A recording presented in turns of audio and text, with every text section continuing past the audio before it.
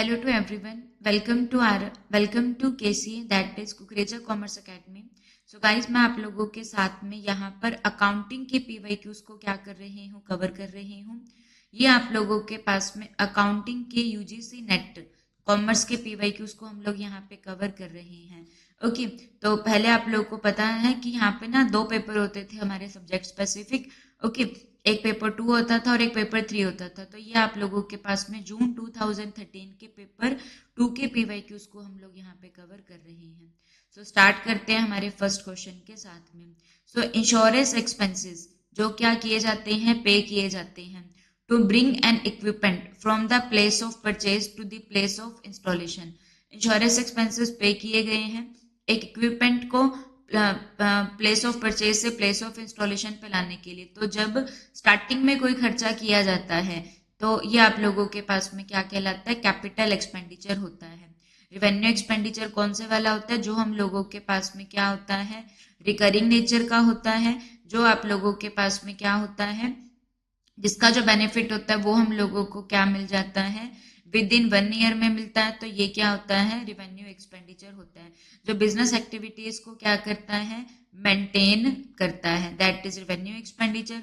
और जो हम लोगों के पास में क्या होता है, कभी कभार किए जाने वाले खर्चे होते हैं, जो ये आप लोगों के पास में क्या होता है, कैपिटल एक्सपेंडिचर होता है, नॉन रिकरिंग होता है. इसका बेनिफिट हम लोगों को क्या मिलता है, मोर देन 1 ईयर में मिलता है. ओके जी.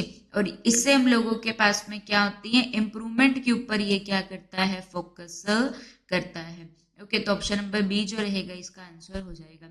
और डेफर्ड रेवेन्यू एक्सपेंडिचर क्या होता है, ऐसा एक्सपेंडिचर जो होता तो रेवेन्यू नेचर का है बट उसका बेनिफिट हम लोगों को फ्यूचर पीरियड में मिलता है, वो क्या होता है, डेफर्ड रेवेन्यू एक्सपेंडिचर होता है. सो यहाँ पे और एक एसेट को परचेज करने से लेके उसकी इंस्टॉलेशन तक के जितने भी खर्चे होते हैं वो किस में आते हैं, कैपिटल एक्सपेंडिचर में आते हैं. तो यहाँ पे क्या हो जाएगा, ऑप्शन नंबर बी आपका आंसर हो जाएगा. Next question, ABC limited was incorporated, ये बनी है with N authorised share capital. Authorised share capital को क्या कहा जाता है, रजिस्टर्ड शेयर कैपिटल भी कहा जाता है. सो ये आप लोगों के पास में क्या होती है, वो मैक्सिमम अमाउंट होती है कैपिटल की, जिसको एक कंपनी क्या कर सकती है, इशू कर सकती है अपनी पूरी लाइफ टाइम के अंदर. तो ये आप लोगों के पास में क्या होती है, ऑथराइज कैपिटल या फिर रजिस्टर्ड कैपिटल होती है. इसको कहाँ पे शो किया जाता है, तो जो एमओए होता है, मेमोरेंडम ऑफ एसोसिएशन, जो हमारी कंपनी का क्या होता है, चार्टर होता है, उसके अंदर क्या होते हैं, कुछ क्लोज होते हैं. तो उसके अंदर जो आप लोगों के पास में कैपिटल क्लोज रहता है, तो जो कैपिटल क्लोज होता है इसको हम लोग कैपिटल क्लोज के अंदर कौन सी कैपिटल को शो किया जाता है, ऑथराइज्ड शेयर कैपिटल को शो किया जाता है. ओके, तो ABC limited was incorporated with N authorised share capital of ₹1 lakh, equity share of 10 each. Board of director ने डिसाइड किया कि वो क्या करेंगे, 10,000 शेयर को अलॉट करेंगे. Credited as fully paid to promoter of a company. Promoter क्या होते हैं, जो पर्सन क्या काम करते हैं, कंपनी को बनाते हैं, जो क्या करते हैं, कंपनी की प्रमोशन करते हैं. प्रमोशन का मीनिंग क्या होता है, एक आइडिया आना कि कंपनी को बनाना है, उस आइडिया को किस में कन्वर्ट करना, रियलिटी में कन्वर्ट करना, ये क्या कहलाता है, हम लोगों के पास में प्रमोशन होता है. तो जो प्रमोटर को क्या किए जाते हैं, शेयर्स इशू किए जाते हैं. तो ये आप लोगों के पास में कौन से बुक यहाँ पे डेबिट होगी, तो जब प्रमोटर को शेयर इशू किए जाते हैं तो आप लोगों के पास में क्या एंट्री पास की जाती है, यहाँ पर हम लोगों के पास में ये एंट्री, जनरल एंट्री पास की जाती है, that is goodwill account debit to share capital account हम लोगों के पास में रहता है. क्या एंट्री होती है, goodwill account debit to share capital account होता है. तो यहाँ पे आप लोगों के पास में किसको डेबिट कर दिया, हम लोगों ने गुडविल अकाउंट को डेबिट कर दिया. Move to the next question, in a reconstruction scheme, जब कंपनी के अंदर बहुत ज्यादा ह्यूज लॉसेस हो जाते हैं तो कंपनी क्या काम करती है, रिकंस्ट्रक्शन का काम करती है. ठीक है, ये आप लोगों के पास में दो तरीके से होता है. एक क्या होता है, इंटरनल रिकंस्ट्रक्शन. इंटरनल रिकंस्ट्रक्शन में क्या होता है, जब क्या होता है कि ऑर्गेनाइजेशन के अंदर ही चेंजेस किए जाते हैं, जैसे कि ऑल्ट्रेशन इन शेयर कैपिटल और permanent reduction in share capital, compromise arrangement of shares.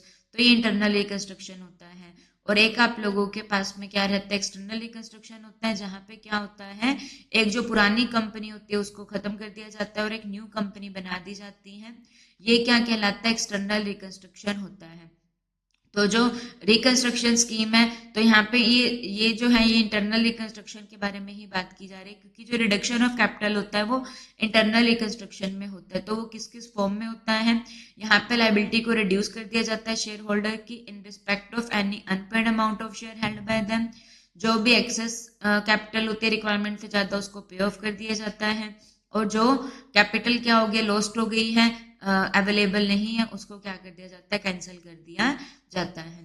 तो all of these are the correct answer. Okay, so reduce कर देना लाइबिलिटी को, जो अनपेड अमाउंट है वहां तक। ओके, और जो एक्सेस कैपिटल है उसको पे ऑफ कर देना, कैंसिल कर देना शेयर्स को। तो ये इंटरनल रिकंस्ट्रक्शन के अंदर आता है। Next question on your screen, while determining the normal rate of return for the valuation of share in a market value method, which one of the following should be taken into consideration? तो क्या किया जाता है, share की क्या की जाती है, वैल्यूएशन की जाती है। ओके, तो जब क्या किया जाता है, शेयर्स की क्या की जाती है, वैल्यूएशन की जाती है, कौन से मेथड के अंदर, मार्केट वैल्यू मेथड के अंदर। किसके अंदर की जाती है, यहाँ पर हम लोगों के पास में मार्केट वैल्यू मेथड के अकॉर्डिंग जब क्या किया जाता है, शेयर्स की वैल्यूएशन की जाती है, तो वहां पर हम लोगों को क्या निकालना होता है, नॉर्मल रेट ऑफ रिटर्न निकालनी होती है। तो ये आप लोगों के पास में क्या करता है, तो वो नॉर्मल रेट ऑफ रिटर्न जो रहती है वो आप लोगों के पास में किस चीज के ऊपर डिपेंड करती है। ओके,